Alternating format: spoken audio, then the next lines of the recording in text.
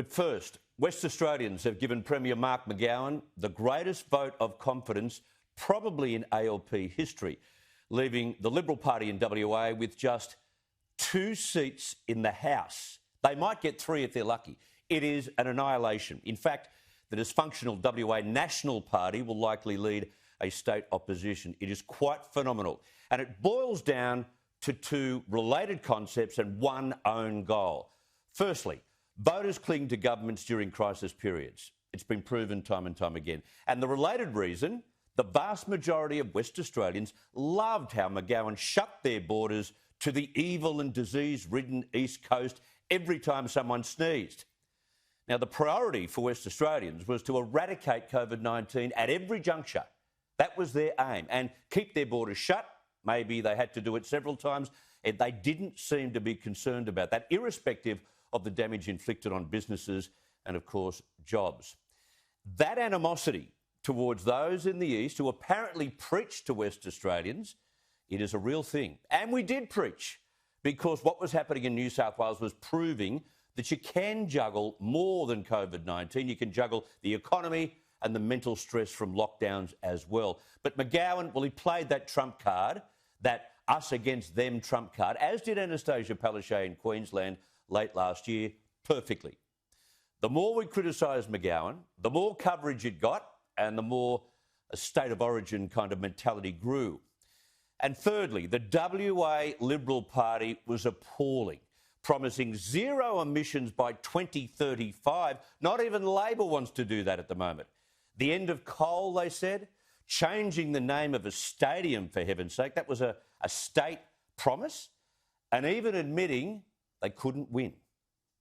I recognise that Mark McGowan would be the Premier of Western Australia. I recognise that Mark McGowan would be the Premier of Western Australia. What sort of tactic was that? It was wrong from the get-go. So what will Mark McGowan, and for that matter, Annastacia Palaszczuk, think of today's news that while the world still suffers from massive daily COVID infections, a federal plan is being devised to reopen our international border and use Singapore as the quarantine gateway to Australia. Now, the plan would involve making Singapore our vaccination hub and ensure that anyone who came to this country had to depart from Singapore. No more Doha, no more Abu Dhabi. And they need to produce a digital vaccination certificate. University students would re-enter Australia that way. Businesses and tourism could flourish once again in a new normal. I think it's an outstanding concept.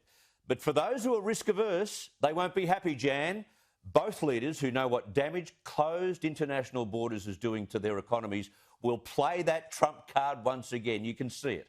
They'll protest against any reopening until the world eradicates the virus. I can see and hear the words come out of the mouth of Mark McGowan. Of course, eradicating COVID-19 worldwide could take a decade, and there are some infectious disease experts worldwide who claim that it may never happen, ever.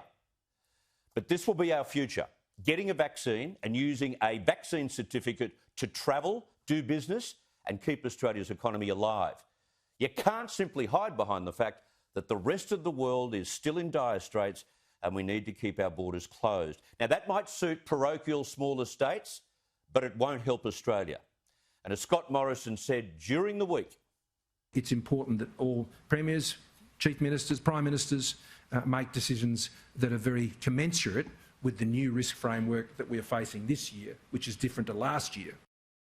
The new risk framework, it was the Singapore plan that he didn't mention there. He didn't spell it out, but that was what he was referring to. Trade Minister Dan Tehan will travel in coming months, and this could become a hub. It could be as soon as July 2021, 3 months away. And better still, by July, we'll probably have all vulnerable Australians vaccinated. We should make this happen, and we should tell all the nervous Nelly premiers to get out of the way.